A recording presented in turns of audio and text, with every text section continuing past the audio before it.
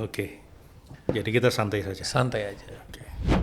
Cuma kalau ada masalah respons kita cuma baper aja, emosi aja, maka kita baru beroperasi setara asu.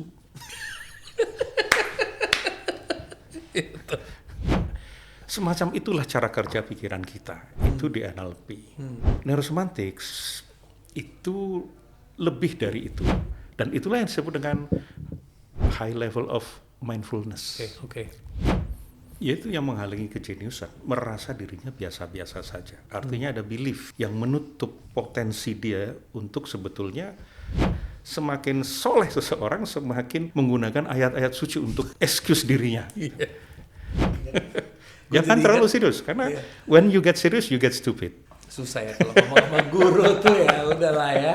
Jebol deh lo hari ini, oke.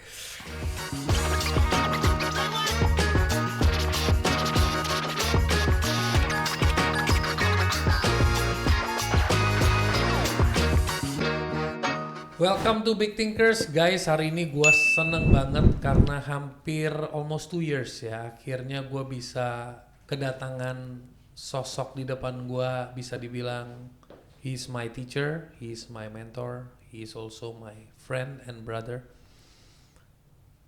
Dan juga he is a mind provocator, a neurosemantic trainer, and a leadership transformation coach. Welcome Mas Prasetya M. Brata. Terima kasih bro. Biasanya lebih gampang menyusun strategi bisnis daripada berdamai sama diri sendiri, Mas. That's right, brother. Hari ini kita akan berbicara, akhirnya kita bisa duduk dan berbicara santai. Oke. Jadi kita santai saja. Santai aja. Oke. Dan gue banyak sekali terpukul, atau terpukul positif ya, terpukul untuk tumbuh, terpukul untuk sadar, terpukul untuk melihat things yang mungkin sebelumnya gue nggak pernah lihat.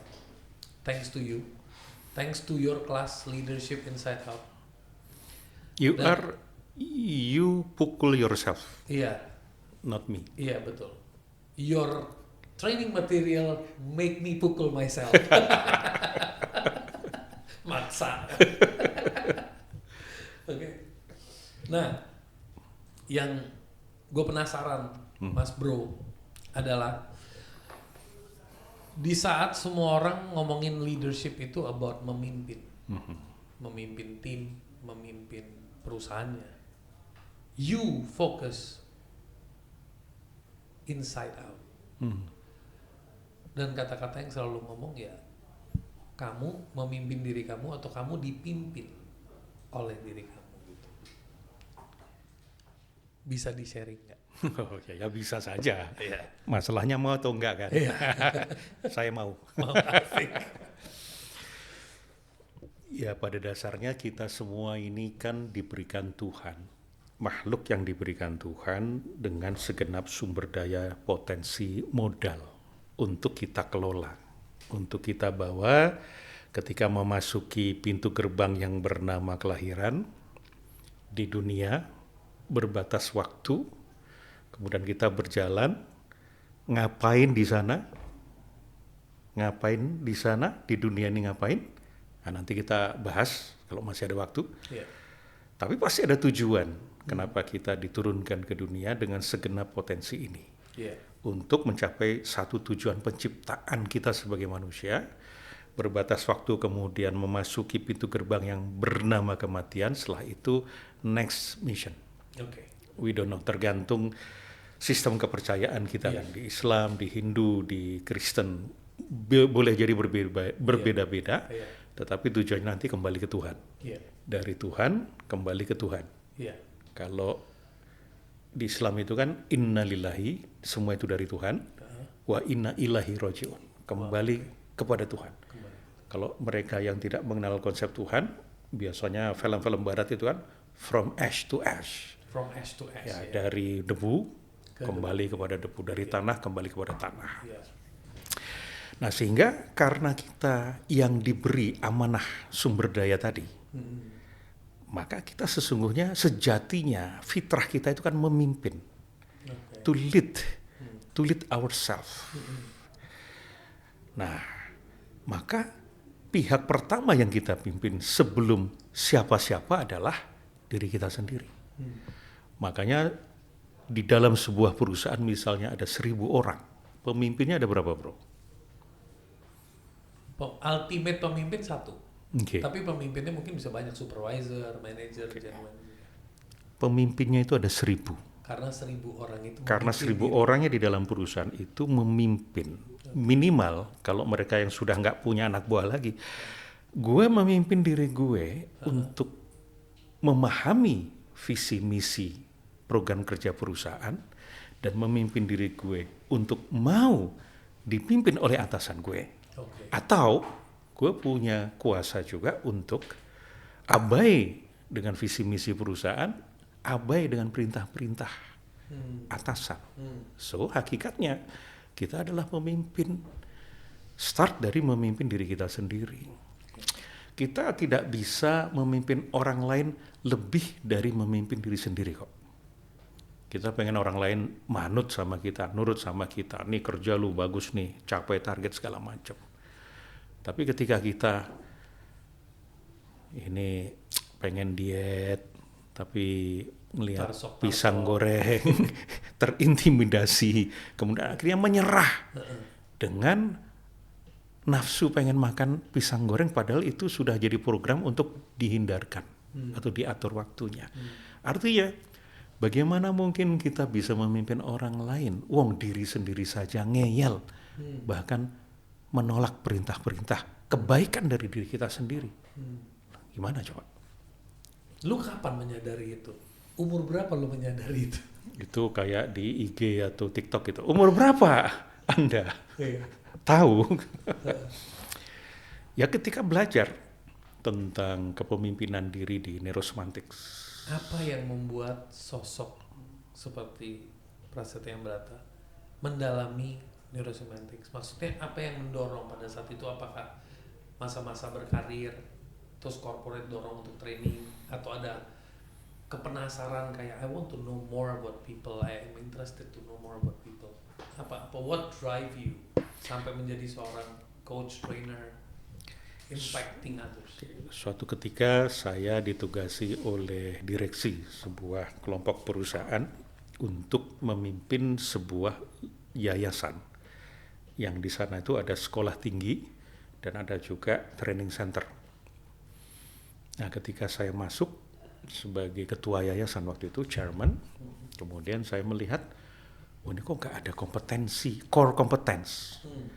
Jadi saya kalau di manajemen strategi itu penganutnya Hemel Prahalat, yaitu aliran resource base, core competence, dibandingkan dengan Porter, market base. Jadi bagaimana saya atau lembaga ini yang sangat menjadi korban dari market itu bisa mendikte market. Nah, maka perlu core kompeten namanya.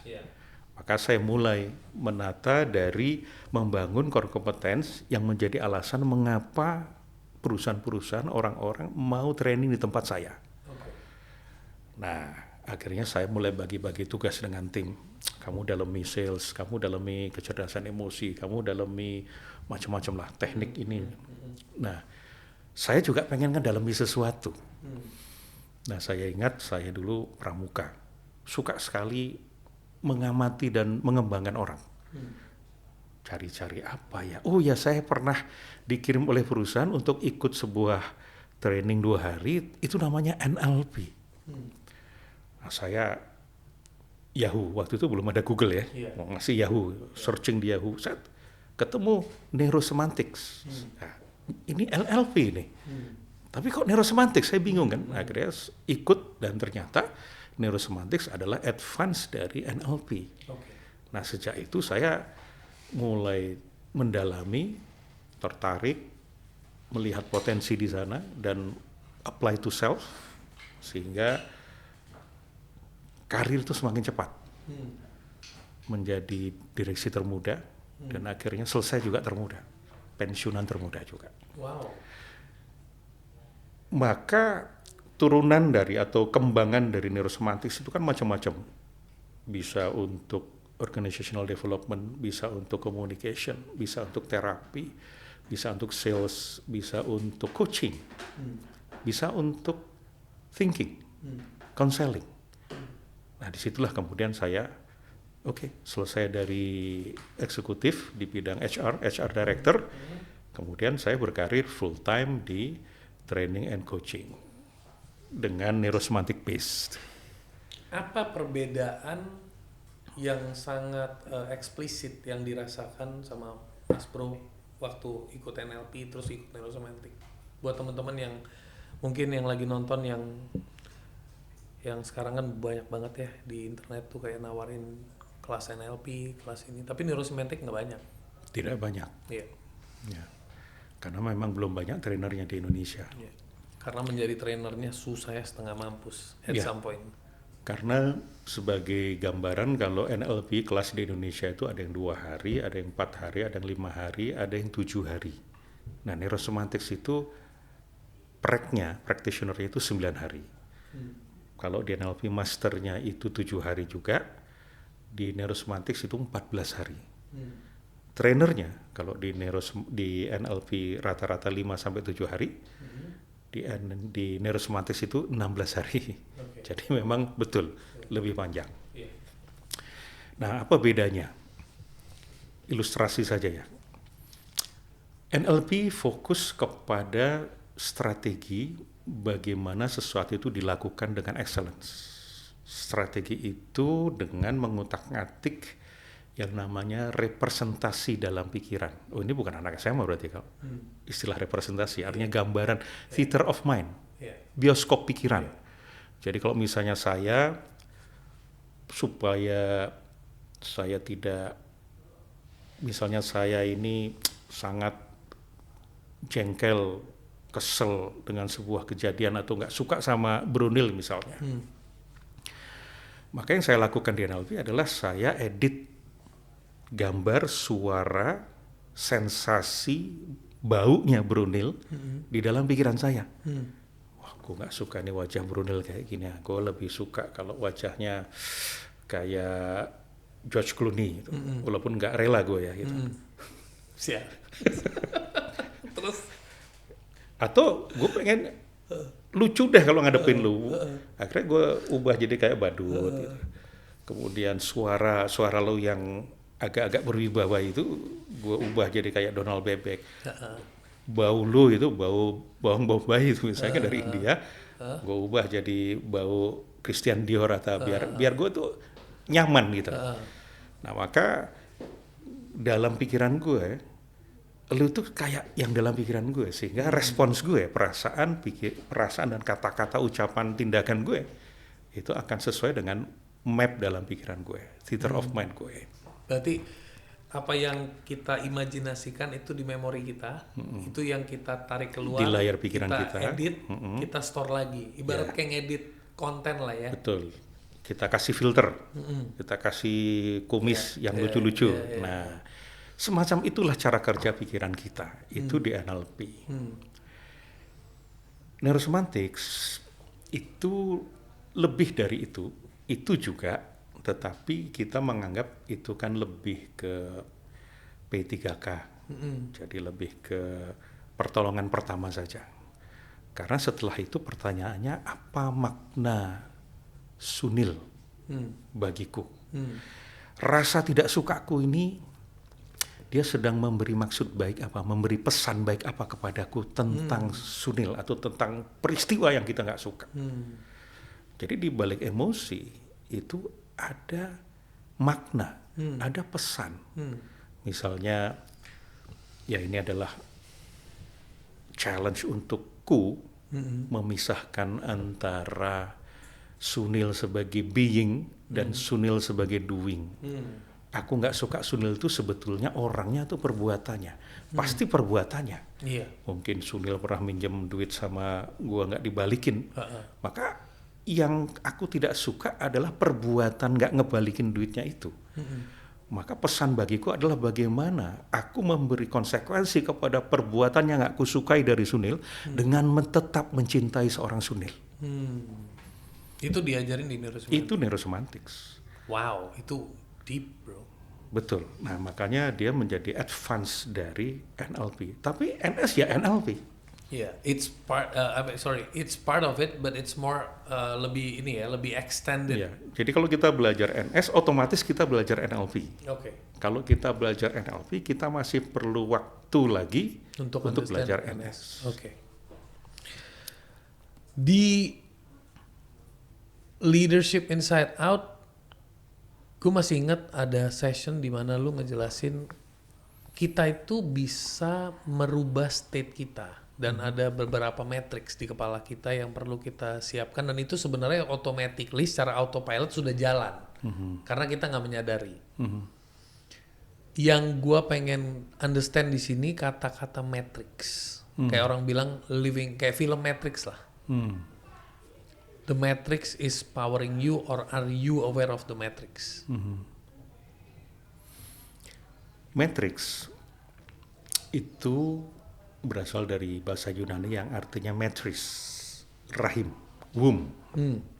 Womb itu tempat untuk kita memproduksi manusia. Supaya begitu dia lahir, manusia ini sempurna, excellence. Nah, begitu juga dengan kita sebagai orang yang selalu berespons, bagaimana kita menciptakan respons yang excellence, itu kita produksi dulu di dalam pikiran kita, matriks pikiran kita. Supaya begitu sudah komplit, kita sadari bahwa perbuatan kita ini ada maknanya. Dan maknanya kita atur, kita bangun strukturnya sedemikian rupa, sehingga memberikan energi bagi kita, energi motivasi.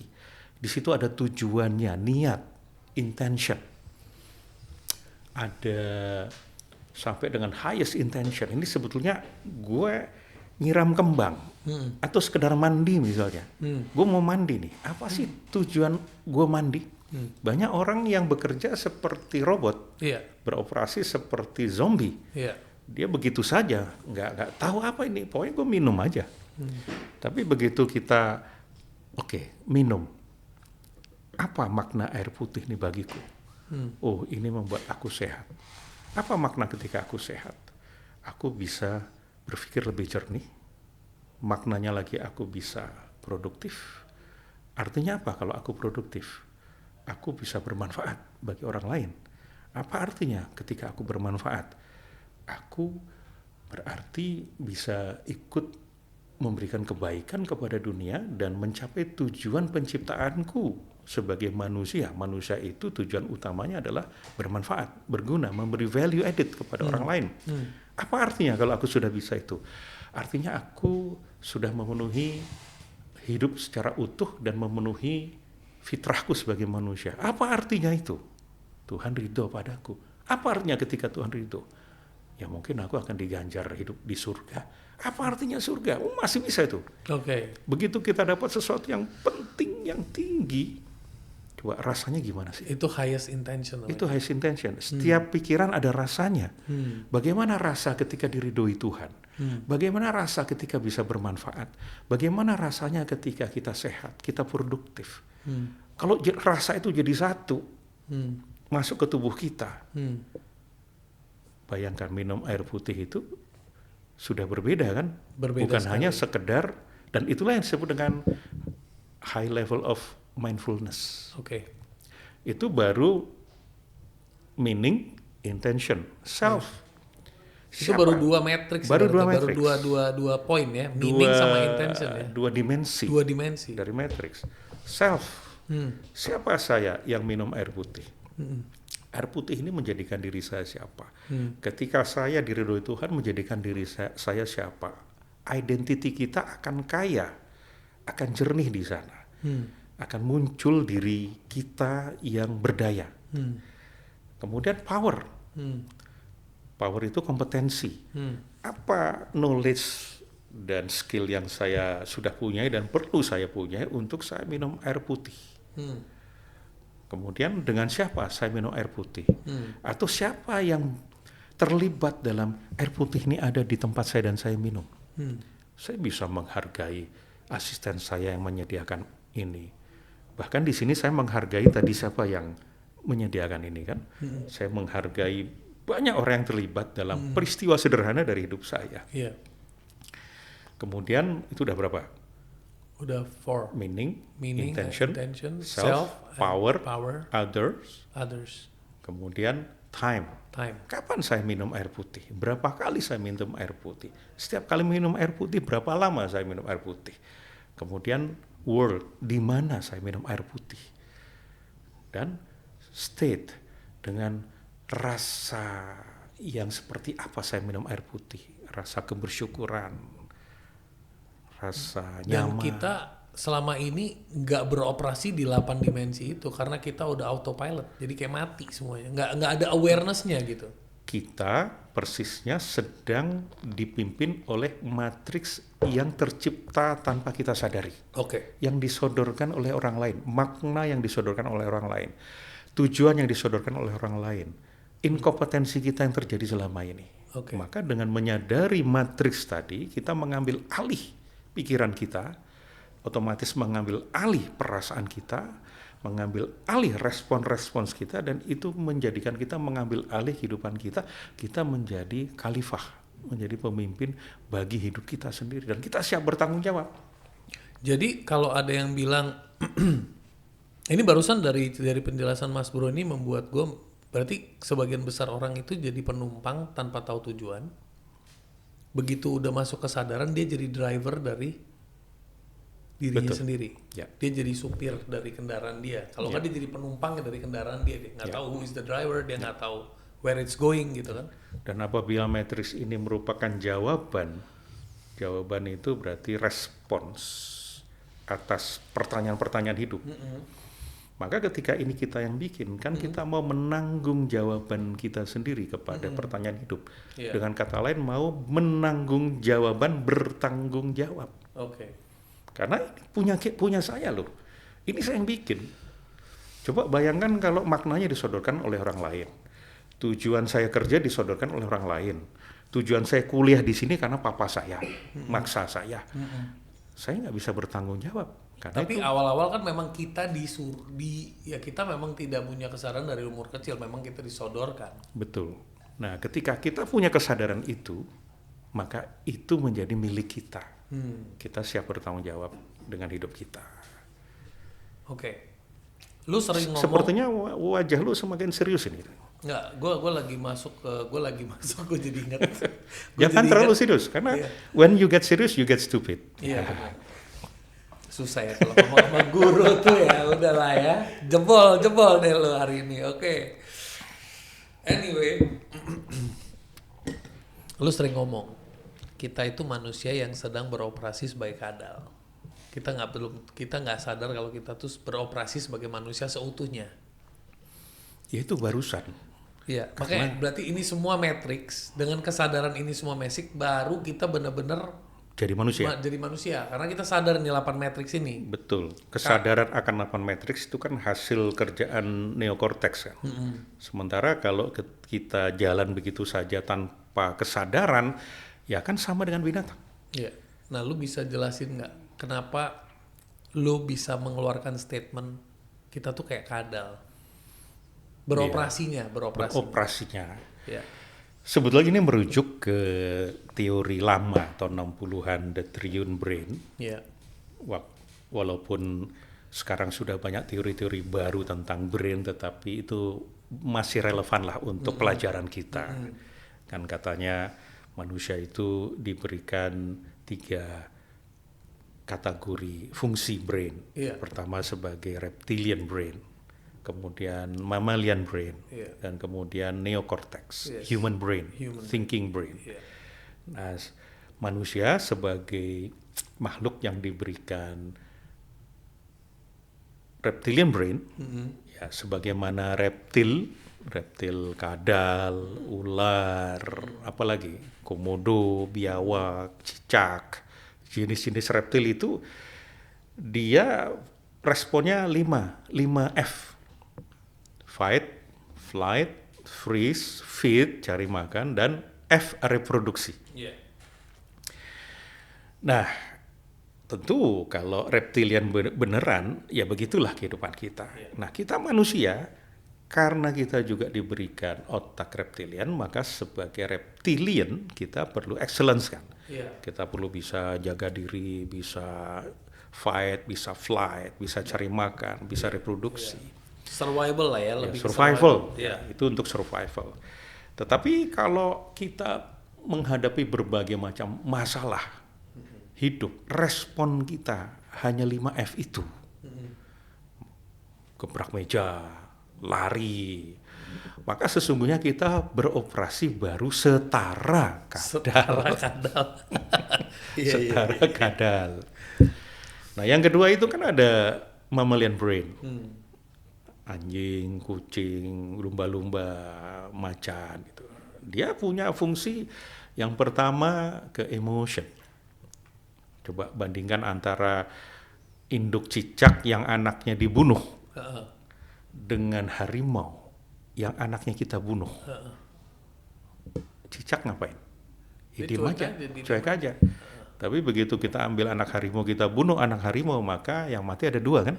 Anak harimau sama kita gitu. Karena si dia attack, karena dia ada emotion ya. Karena dia nggak marah, itu anaknya diganggu tuh marah. Iya. Nah, begitu juga untuk short term memory. Kuat sekali itu di mamalian. Sehingga kalau pagi kita buang kucing ke pasar, sore itu kucing udah bisa balik ke rumah lagi karena dia inget. Short term memory. Short term memory. Makanya kecuali kalau kucing tuh ditaruhnya jauh banget, baru dia tuh bisa lupa. Karungin dulu. Iya, karungin. Ya, kalau lu mau nyolong kucing ya, ini karungin dulu. Kenapa nyolong? Maksudnya kita ini dari tadi Lu kan ekstrim. Bawa yang jauh, taruh kandang 2 minggu aja dikasih makan di situ, maka dia menganggap itu rumah baru dia. Nah, artinya kita sebagai manusia yang dianugerahi mammalian brain juga sama. Kita perlu cerdas emosi, kita juga perlu ingatan kuat. Cuma kalau ada masalah, respons kita cuma baper aja, emosi aja, maka kita baru beroperasi setara asu.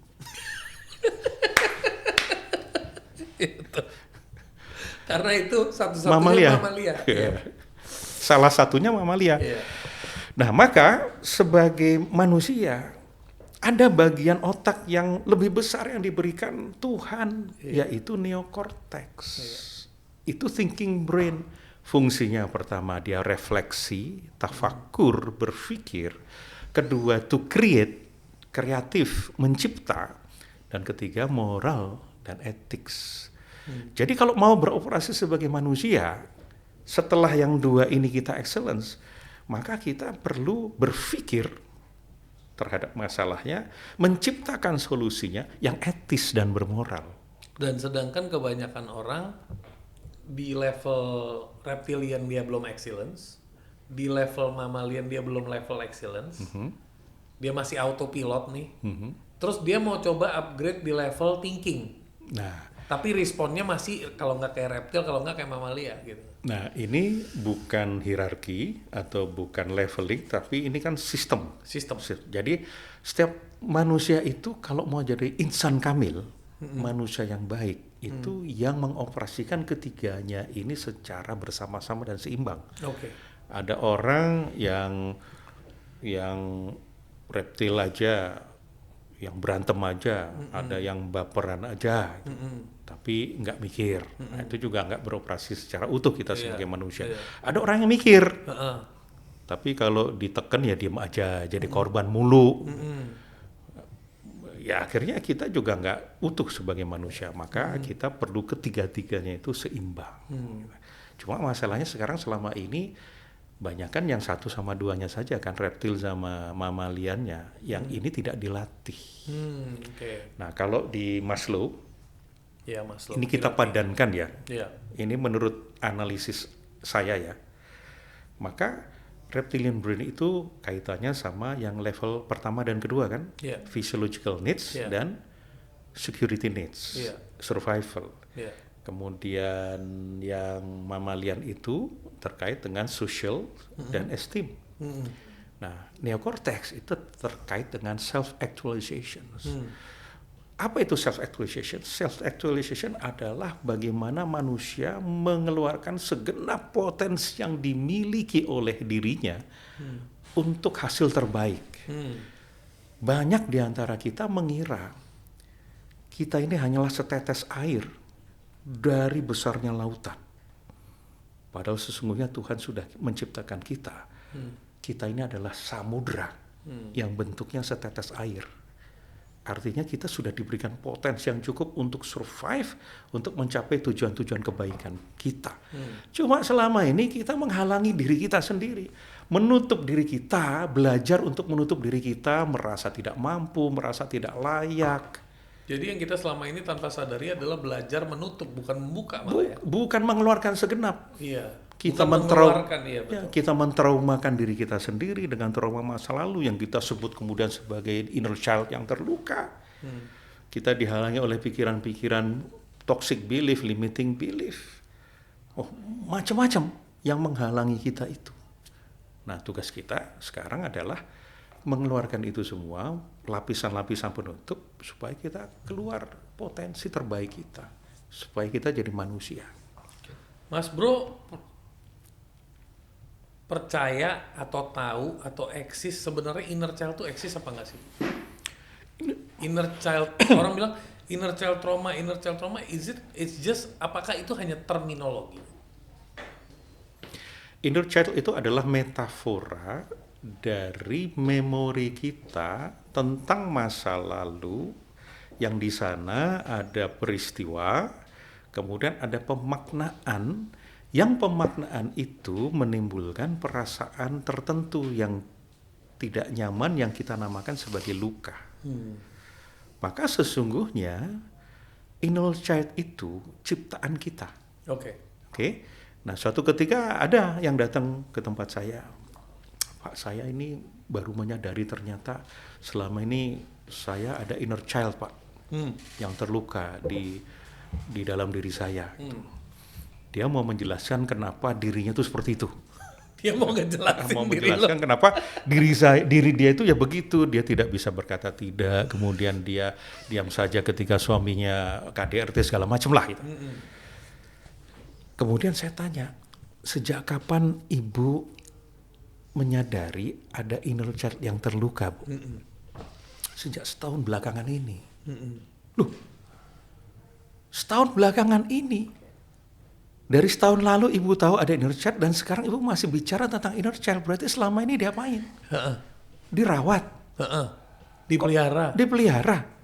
Dibikin lebih ini lagi. Ditumbuh. Padahal inner child itu adalah metafora dari memori kita di masa lalu. Memori dan imajinasi itu sirkuitnya sama. Artinya ketika kita sekarang mengingat masa lalu kita bisa menambahkan imajinasi loh. Yang dulu sakitnya biasa-biasa saja. Bisa kita amplify dengan imajinasi kita sendiri kan. Nah, itu terekam.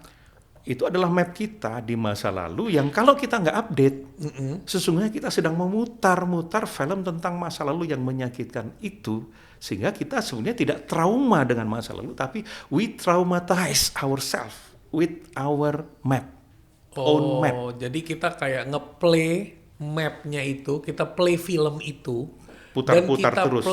Dan kita masukin on repeat mode. Yes. Dan makin dia repeat, makin kita nonton, makin kita feel the pain-nya lebih. Betul. Nah, maka kalau selama setahun ini tidak diapa-apain, jangan-jangan memang dirawat. Karena saya memang lihat konten-konten misalnya, ayo kita ketemu sama anak kecil dalam diri kita. Hai anak kecil, kamu tuh hebat, aku menemanimu, aku akan sebentar. Anak kecil itu kita loh. Bukan sesuatu yang terpisah dari diri kita. Kembali lagi, gua sekarang bisa relate nih. Berarti kita itu lagi diajarkan untuk berimajinasi, bertemu dengan Sunil yang 8 tahun, Sunil yang 12 tahun, Sunil yang 16 tahun. Tapi kalau kalau kita pergi ke dasar dari metaforik itu, sebenarnya kita lagi traveling to our own memory aja. Yes, dan memori kita masa lalu atau inner child yang terluka. itu adalah ciptaan kita hari ini berarti. Keputusan kita hari ini. Sorry, bukan ciptaan, tapi keputusan kita hari ini. Mungkin terciptanya waktu itu. Iya. Tapi keputusan hari ini untuk dia tetap ada, tetap eksis. Maka pertanyaan berikutnya kepada ibu itu, atau bukan pertanyaan, tapi provokasi sebetulnya. Bu, ibu sudah menciptakan masalah sebelum menceritakan masalah yang sebenarnya. Apa Pak? Ibu menamakan memori masa lalu itu sebagai luka. Rasanya Melabeling ya? Labeling. Maka kemudian apa yang saya lakukan ada dua hal. Saya ajak dia ke masa lalu, timeline, kemudian dia berdialog dengan masa kecilnya, mengambil pelajarannya, memberikan sumber daya yang dibutuhkan dari hari ini atau masa depan yang lebih dewasa dan lebih bijaksana, diterima oleh anak kecilnya itu, dijadikan frame baru atau bingkai berpikir baru, ada rasanya dikuatkan rasa di sana, mundur 15 menit sebelum adanya kejadian, sudah siap dengan adanya kejadian yang traumatik itu, dan kemudian akhirnya apa? Ya, frame itu yang dia pakai. Bingkai berpikir, makna, dan rasa itu yang kemudian dibawa ke depan sampai sekarang. Sehingga seharusnya kalau kita sudah tahu bahwa setahun ini kita menemukan inner child yang terluka, kalau sudah disembuhkan, sudah dipulihkan, kita nggak punya isu lagi dengan mengatakan inner child yang terluka. Itu satu. Kedua, dari sisi bahasa, linguistik. Bu, kalau kata luka itu tidak ada di dunia ini, ibu mau menamakan apa peristiwa di masa lalu ibu yang seperti tadi itu? Itu mau dinamakan apa selain luka? Dinamakan sebagai hikmah, Pak. Pelajaran. Gimana rasanya? Oke. Maka itu reimprint kembali. Reimprint. Nah, sehingga ke depan kita nggak lagi, memori nggak akan hilang. Tetap kita akan ingat ketika kita diselingkuhi misalnya. Tapi makna dan rasanya yang bekerja adalah yang sudah saya ubah sekarang ini. Dan kita beroperasi dengan New. frame baru itu. Betul. Tapi itu bisa jadi barusan yang Mas Bro jelasin tuh bisa juga dipakai secara negatif nggak sih? Maksudnya kayak orang tuh menggunakan itu sebagai nge-reframe untuk dimanipulasi juga bisa. Bisa selama. Jadi kembali ke kita, toolsnya mau dipakainya kebermanfaatan atau selfish gitu ya. Iya, betul. Ya bisa. Jadi hati-hati kalau misalnya ketemu fasilitator, kalau tidak kenal banget atau gimana ya. Karena gini, ini patokan aja ya. Yang ingin sembuh. Pertama, jawab pertanyaan ini. Apa ruginya sembuh? Apa ruginya sembuh? Nggak ada ruginya sembuh. Oh, banyak. Kita jadi mesti tanggung jawab lagi. Oh iya, kembali ke situ. Nah, kita nggak diperhatiin lagi sama orang, Iya. nggak dimaklumin Susah lagi, ngomong sama guru gue. nggak di VIP-kan lagi. Iya, iya benar. Kembali ke raw, balik ke raw. Tanggung jawab dong kita, Iya. kerja lagi kita. Iya. Maka mau nggak terima ini, mau nggak terima kerugian ini. Kalau nggak mau terima, nggak usah lagi, percuma, kita nggak tanggung jawab. Tapi kalau mau terima, nah berikutnya baru pahami ciri-ciri sembuh. Apa ciri-ciri sembuh? Ciri-ciri sembuh itu atau pulih itu bukan hanya hilang gejalanya, menunda-nunda, suka marah-marah, temperamental, macam-macam. Bukan hanya itu. Tapi pertama mau ngambil tanggung jawab. Yang kedua mau ngambil tanggung jawab bahwa setiap keadaan kita menjadi sebab atau bagian dari sebab mengapa keadaan itu terjadi pada kita. Coba Sunil jutek sama gue, sebabnya siapa? Gue jutek sama lu sebabnya otak gue yang menciptakan. Lu berani nggak jutek sama Prabowo langsung? Nggak berani. Nah kan, berarti kan gue sebab mengapa lu jutek sama gue. Minimal lu nyaman jutekin gue, karena gue nggak ngapain. Berarti gue sebab dong. Kenapa menarik? Kenapa lu ngejutekin gue? Ambil tanggung jawab. Yang ketiga, pertama hilang gejalanya, ambil tanggung jawab. Ketiga, tahu mau kemana itu. Dan yang keempat, tahu langkah-langkah kemananya itu. Setidaknya kalau ini udah punya, lu dikatakan sembuh.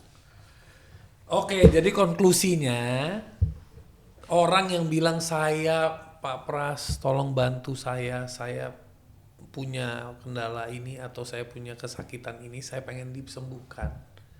Itu atau saya mau disembuhkan. Itu kebanyakan lip talk doang karena dia nggak tahu siap ruginya apa, siap bertanggung jawab. Tadi yang ketiga apa, Bro? Tahu mau ngapain ke Tahu depan. mau ngapain, Nah, hidup berikutnya mau ngapain tahu. Iya. Kalau nggak tahu kan ya ngapain. Lo Nggak mau tahu. bertransformasi jadi apa? Kan nggak tahu kita kan. Nah, setelah itu tahu cara-caranya. Nah, Oke. fasilitator itu apakah memfasilitasi kita di situ? Bukan hanya ngilangin gejala. Karena kalau ngilangin gejala gampang. Iya. Gue stres. Iya. Ya udah sini gue hipno misalnya. Atau lo healing deh. Stresnya hilang tapi akar masalahnya nggak hilang. Dan itu kebanyakan yang terjadi, kebanyakan masih di level behaviornya yang diberesin ya. Level behavior dan level emotion. Misalnya gue nih suka marah-marah nih. Gue marah-marah sama emak gue nih, aduh di rumah pusing, apa gue merit aja biar gue keluar dari rumah ini. Kalau dia keluar dari rumah hanya karena menghindari berantem sama emak, nanti di tempat baru dia berantem lagi sama mertuanya, berantem lagi sama orang lain. Karena berantem, marah, itu bukan masalah, itu simptom. Kita nggak bisa ngambil solusi berdasarkan simptom. Itu namanya pseudo solution. Yang kita lihat adalah pseudo problem. Real problemnya apa? Apa yang membuat lu gampang marah? Apa yang membuat lu jangan-jangan akarnya apa? Insecurity. Yang berasal dari mana? Yang berasal dari pemaknaan bahwa diri tidak cukup, tidak berharga, terhina. Nah, itu yang diberesin. Wow. Pembicara misalnya. Kerasa loh di audiens pembicara ini nyedot energi atau memberi energi kepada audiens. Iya betul, itu benar. Ketika berbicara secanggih apapun tekniknya, tetapi tujuannya adalah validasi dari penonton. Coba kita lihat validasi, apalagi misalnya dengan gesture staple, katanya kalau kayak gini nih memberikan power yang besar. Iya. Ketika orang menggunakan sebuah alat untuk power, means paradoksnya, Paradoksnya inferentially dia nggak punya power. dia sedang powerless, Iya, atau maka yang dia begini, butuh. yang Begini kan? Iya. Nah, maka dibereskan dulu apa yang membuat Kenapa dia. lu sampai harus begini gitu? Kenapa? Berarti lu nggak punya power atau lu takut atau Nah, lu sehingga lu butuh pinjaman power Iya, kan dari iya. di luar diri lu, yaitu gesture lu. Gitu. Nah, maka bereskan dulu sehingga ketika kita bicara, kita nggak memerlukan power dari luar karena kita kitanya udah sudah memberi power. generatornya, kita punya generatornya. Bro, kita tuh sering mendengar gue baru-baru ini nge-share satu materi yang di ICC itu kemarin tuh. Gue share tentang 3 stage. A life coach could help. Tapi yang kebanyakan life coach nyentuhnya baru di level behavior sama identity. Gue bikinnya BIA. Behavior, Identity, Arsitektur. Arsitektur tuh yang tadi 8 matrix sebenarnya. Jadi kalau lo oprek tuh 8 matrixnya, arsitekturnya lo benerin dulu. Baru muncul identity, baru keluar behavior. Nah selama ini yang disentuh kan, bos gue kenapa ya gue overthinking melulu. Oh karena identity lu takut dijudge. Karena lu mungkin dulu identitinya. Jadi kalau kita turun ke level identity, mungkin lu dulunya begini dan lu believe in that. Takut salah, takut gagal, takut apa dan sebagainya. Tapi arsitekturnya beda. Arsitekturnya jarang dioprek tuh. Tapi dari tadi cara Mas Bro sharing itu ya. Dan matrix itu bisa lebih detail lagi loh. Betul. Dan itu kalau mau detail ya nanti informasinya ada di bawah sini. Ini gue ceritain dulu. Ini terserah mau dipakai apa enggak ya. Jadi arsitektur itu di dalam pikiran kita, matriks itu sederhana. Tapi bagaimana pikiran kita, perilaku kita, kata-kata kita, perasaan kita, itu bukan hanya tadi identity. Ya. Di sana ada belief, value, Betul. konsep, rule, prohibition, permission, kemudian intention, Yeah. vision, Yeah. fantasy, Yeah. expectation, Yes. hope, Yeah. understanding, Yeah. knowledge, reference, Yeah. memory, Yeah. ecology, Yeah. socioculture, Yeah. semua yang ada di dalam pikiran kita itu yang membentuk arsitektur tadi. Betul. Makanya menyentuh itu nggak gampang. Tidak mudah. Yes. Ya. Dan tapi untuk bisa merubah itu, pertama kita harus memberi permission to ourselves. Ya, Baru facilitator can help. betul. If kita nggak memberi permission, Ya, that's where transformation gets stuck. Menurut gue transformasi stucknya bukan di information. dua permission bro. Heeh. Permission awal untuk mengizinkan diri dibantu facilitator. Kedua, permission ketika mau jalanin sendiri. Betul. I give myself permission untuk merasakan apapun perjalanan ketika mau capai tujuan. Yes. Yang Kalau tadi nggak ada bilang, permission, siap nggak? siap nggak? Bayar biaya sembuh gitu Mau kan? nggak? Mau nggak gitu? Lu ada kelas juga yang namanya Accessing the Personal Genius in You. Ya, Gue suka judulnya, tapi gue berasumsi ya, kelas ini mengibaratkan kita semua lahir di dunia ini, itu ada kejeniusan kita yang mungkin kita terlupakan untuk mengakses. Can you please explain kenapa orang kalau memang jenius, kenapa mereka tuh nggak bisa mengakses kejeniusan dia? Dan kenapa setiap orang, banyak orang yang merasa dirinya biasa-biasa aja? yaitu yang menghalangi kejeniusan, merasa dirinya biasa-biasa saja. Artinya ada belief yang menutup potensi dia untuk sebetulnya bisa lebih daripada yang dia katakan sebagai biasa-biasa saja. Itu baru satu. Jadi tadi sudah kita bicarakan sebetulnya bahwa diri kita ini punya potensi yang sudah cukup sumber daya kita untuk ngapain saja, memberikan kebaikan-kebaikan di dunia. Cuma kan yang menghalangi kita ya diri kita sendiri. Nah, di Accessing Personal Genius itu sesungguhnya kita sedang membantu bagaimana caranya diri kita meremove halangan-halangan dalam diri kita sendiri Untuk mengakses itu. untuk bisa kemudian mengakses dan mengeluarkan potensinya. Oke. Apa saja penghalang-penghalangnya? Ada yang disebut dengan ya karena nggak punya power untuk punya kendali terhadap diri, namanya power zone.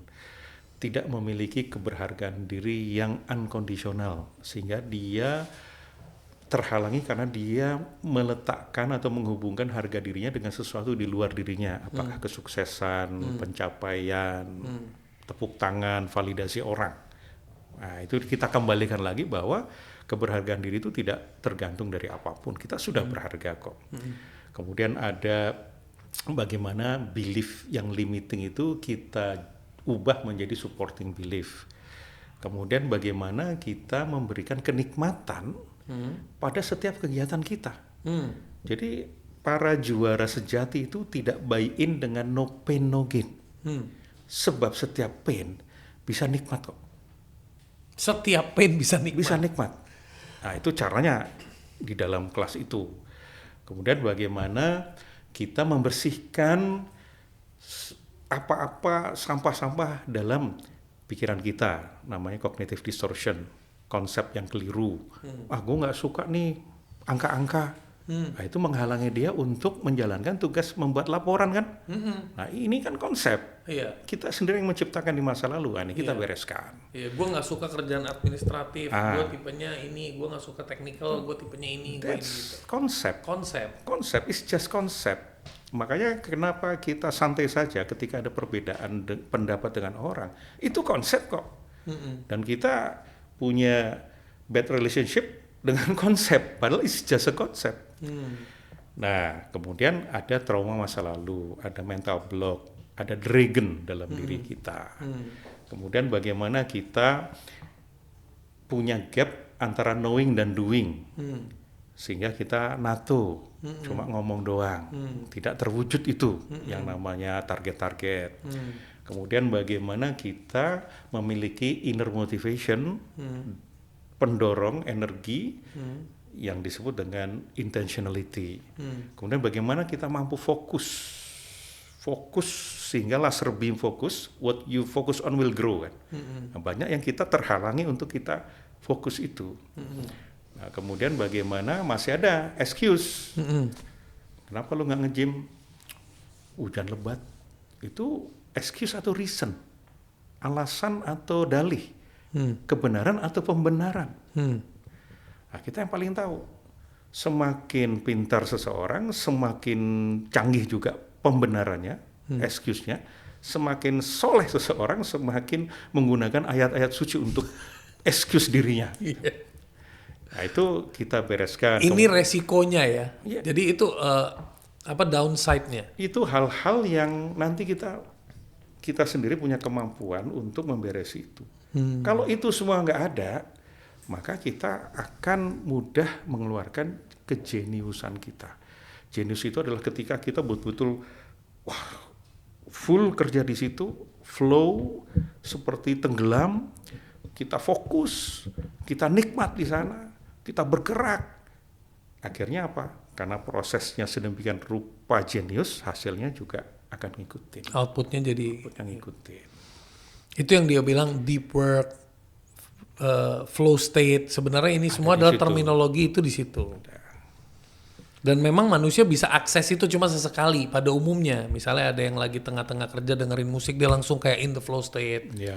Ada yang mungkin dia lagi di daerah tertentu, dia bisa masuk beberapa itu, tapi ya udah, tapi dia nggak ngerti konsepnya. Dan ya kalau ada musik, kalau pas lagi gak ada musik terus Makanya kita ada nggak jenius. different, ya. Makanya jadi sebenarnya human itu genius, bukan tergantung sama external factors. Kita yang akan mengoperasikan kejeniusan kita nantinya. Kenapa musuh terbesar seseorang seringnya adalah dirinya sendiri? Ya karena dia tidak kenal dirinya. Mental block misalnya, keraguan, ketakutan untuk menjalankan sebuah keputusan, kan seringkali mental block. Terus habis itu cari-cari training yang hancurkan mental block. Yang entah pakai beling kayak pakai api kayak segala macam. Tapi sebetulnya mental block itu sedang memberi pesan kepada kita. Itu cuma kurir. Kita nggak dengerin pesannya. Kenapa? Kita nggak tahu. Maka mental block itu jangan dilawan. Pertama dikeluarkan dulu, namai, kemudian peluk. Kalau peluk mental block itu, supaya dia itu nggak berdaya sama kita. Gitu. Dari situ kita analisa, hey mental block, hey takut, hey ragu, apa maksud baikmu? Nanti dia akan ngomong, ya supaya kamu tuh siap, punya contingency plan. Makanya aku muncul, biar kamu hati-hati, waspada, antisipasi. Artinya mental block itu kan akhirnya memberikan kita kematangan perencanaan. Betul. Cuma kan banyak Tapi itu pemaknaan yang kita sudah belajar. Kalau sudah belajar baru bisa kita apply. Makanya kita belajar. Iya. Karena akhirnya banyak lagi dimentahkan oleh lu jangan banyakkan rencana, lu action dong. Iya. Padahal rencana itu kita butuhkan memang tidak sempurna. Bedakan antara rencana yang matang dengan rencana yang perfeksionis. Iya, itu dua hal yang berbeda. Dua hal yang berbeda. Yang kita butuhkan adalah yang lebih matang sehingga ketika apa yang kita takutkan, misalnya takut bangkrut, takut ditolak, takut ini itu, ketika itu terjadi, ketika itu terjadi kita sudah punya plan, udah siap untuk respon, kita antisipatif, proaktif. Ini gue udah siapin beberapa pertanyaan tapi udah dijawab semua nih. Memang baiknya begitu. Jadi nggak lama-lama kita di sini. Mengapa hubungan dengan orang lain sering rusak padahal akar masalahnya ada di dalam diri sendiri? Konflik eksternal sebenarnya hanya cermin dari konflik internal. Apakah itu benar? Ya, mostly kita akan memproyeksikan aturan kita sendiri. Saya punya undang-undang dasar dalam pikiran saya yang saya bangun melalui tadi itu ada value, ada belief, ada konsep, ada knowledge, ada memori, ada imajinasi, segala macam itu. Jadi undang-undang saya bawa kemana-mana. Kemudian saya lihat Bro Sunil ini kata-katanya nggak sesuai dengan pasal-pasal dalam pikiran saya, perilakunya nggak sesuai dengan pasal-pasal di pikiran saya, penampilannya juga nggak sesuai, apalagi wajahnya bentuknya nggak sesuai dengan undang-undang saya. Kemudian saya lakukan pengadilan in absentia karena Bro Sunil nggak tahu sedang saya adili kan. Iya. Nah, kemudian saya vonis, bro lu songong, lu pelit, lu jelek, lu gede, lu pada dasarnya bukan tentang Bro Sunil. Pada dasarnya tentang bingkai-bingkai pikiran dalam diri kita sendiri. Yang tidak sejalan ibaratnya. Tidak sejalan. Kita maksa orang harus sama dengan rule undang-undang dalam pikiran kita.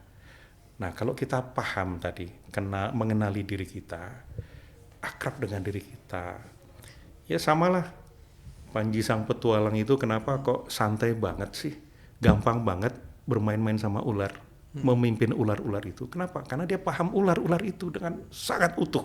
Nah, ketika kita paham dengan utuh diri kita rileks kok dengan diri kita. Kita nggak memaksa diri kita, kamu harus belajar, kamu harus begini, kamu harusnya. Ngapain harus, wong itu diri kita kok. Tinggal lembut aja, ayo kita ke sana, yuk. Oke, mari chat. Karena udah paham. Berarti kalau orang bilang salah satu cara kita memanifestasi banyak hal itu bukan dengan banyak bekerja, tapi rasa tenang. Rasa tenang itu hadir saat kita beneran sudah paham diri kita atau paham state kita. Betul. Dengan penuh kesadaran. Ya, tenang bukan berarti lambat. Iya.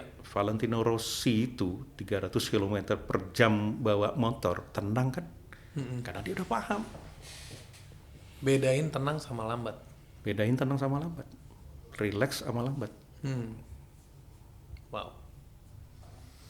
Menurut Mas Bro, apa luka batin yang paling banyak dimiliki orang dewasa tapi tidak mereka sadari?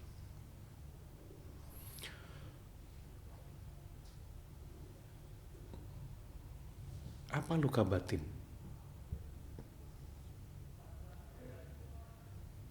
Salah paham dengan diri sendiri.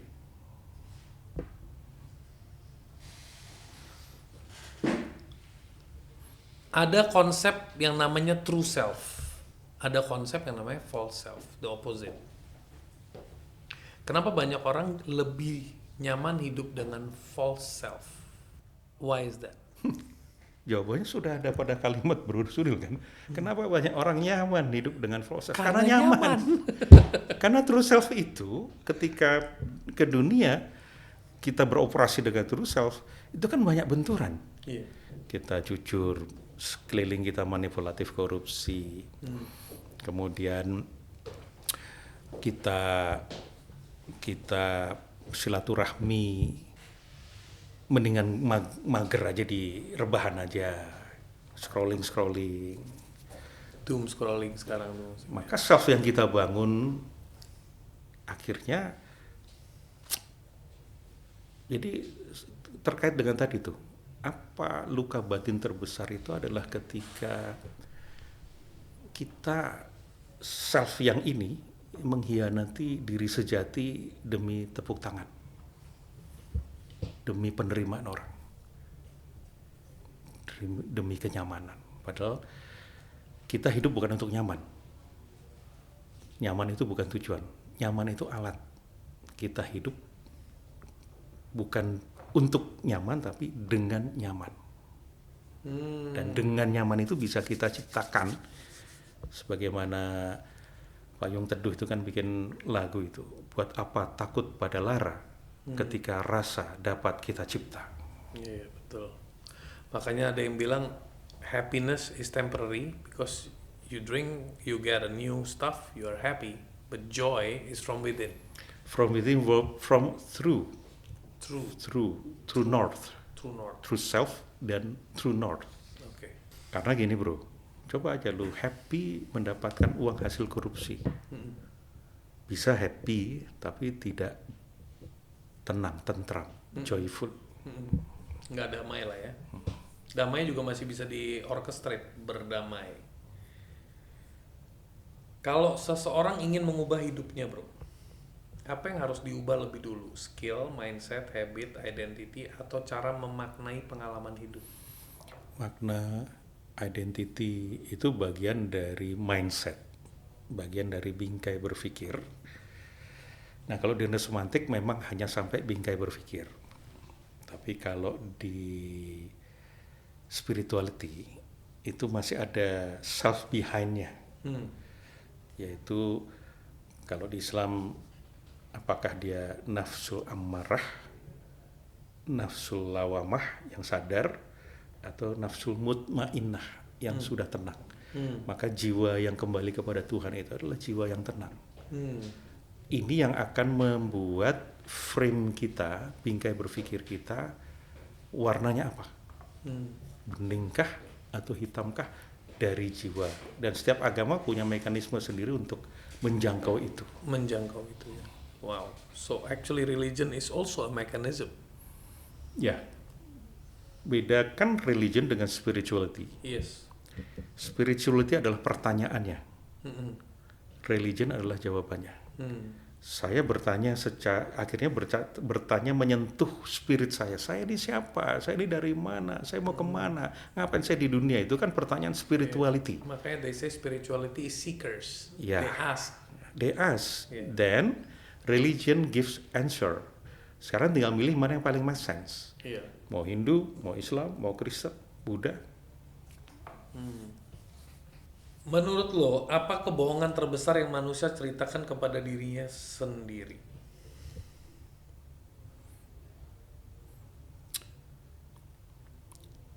Segala sesuatu yang dia putuskan sebagai kebenaran mutlak itu bohong, karena manusia tidak bisa menyentuh kebenaran mutlak. Jadi kalau saya yakinnya bahwa pendapat saya ini benar, Anda salah, ya saya sedang menipu diri saya sendiri. Saya aja tidak bisa melihat apa yang ada di balik layar itu. Saya yakin di balik itu ada apa. Jadi manusia sendiri sudah diciptakan untuk tidak mengetahui seluruhnya. Misalnya mata saya, coba ini gelap, nggak bisa tahu ada objek. Berarti panca indera sendiri punya batasan.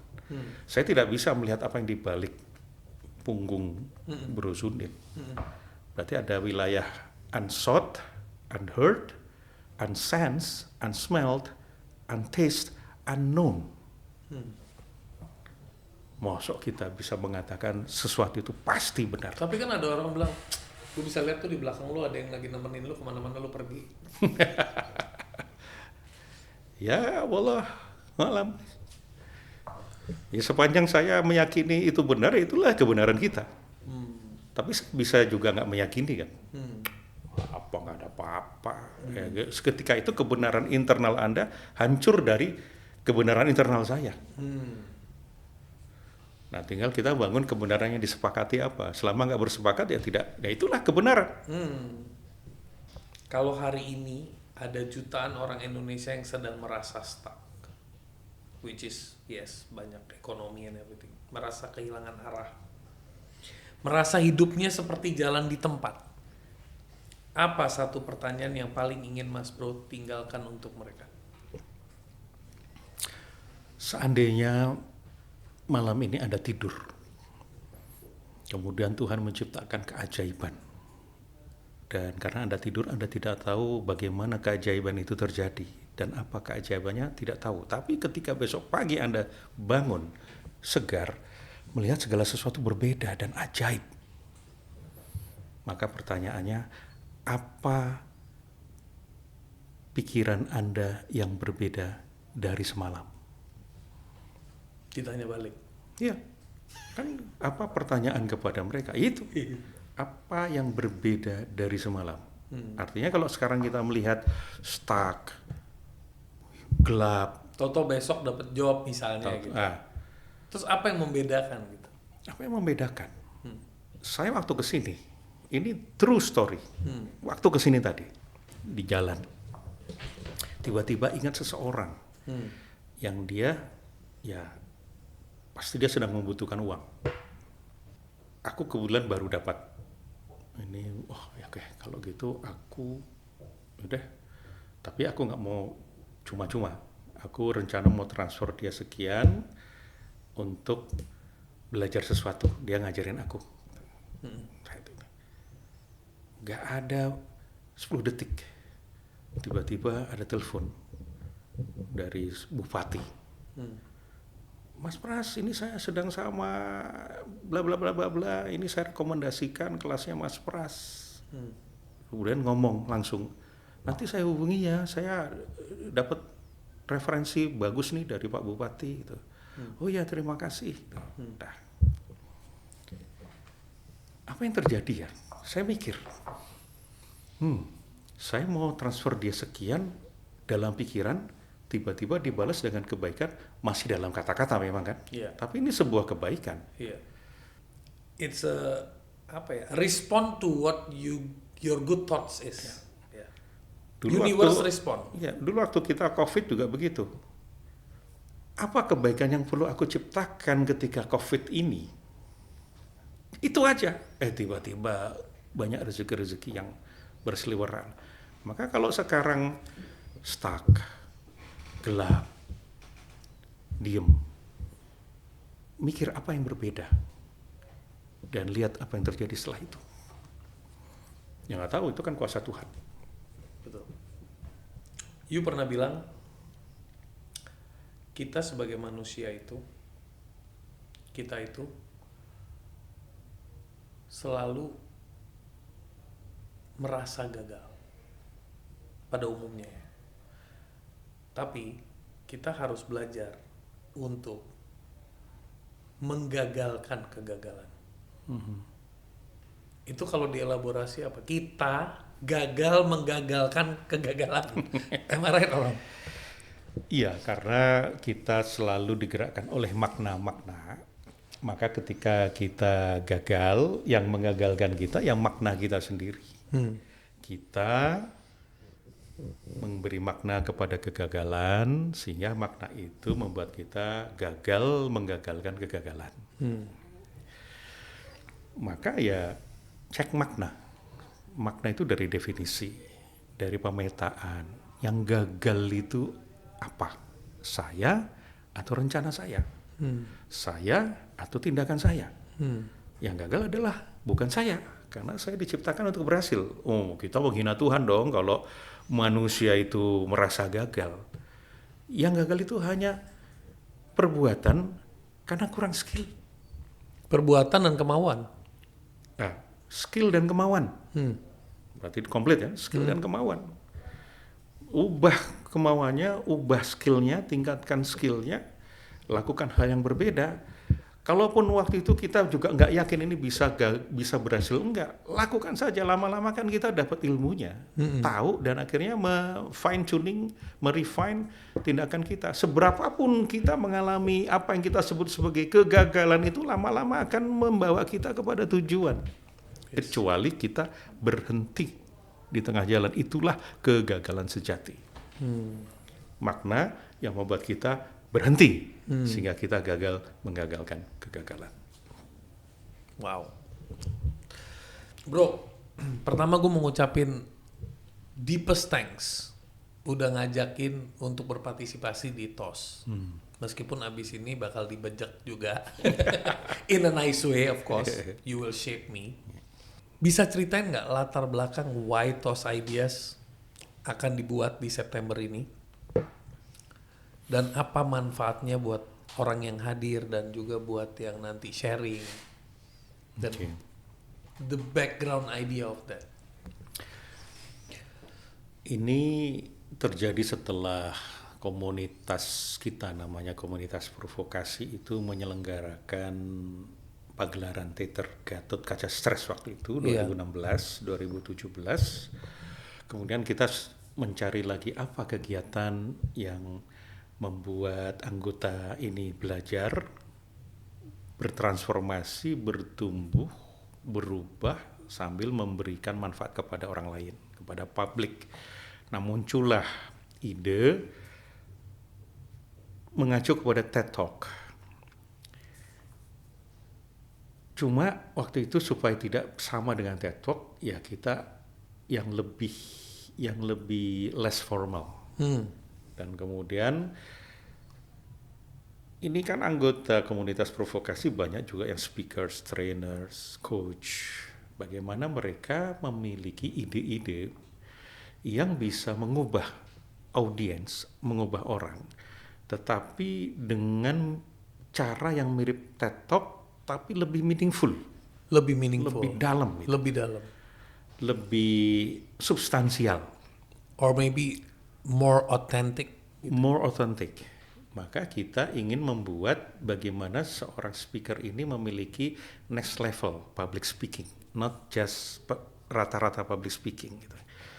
Nah, maka yang kita olah bukan lagi tentang ya ini delivery, kemudian teknik, metode, panggung itu iya, tapi lebih dalam dari itu yaitu being-nya.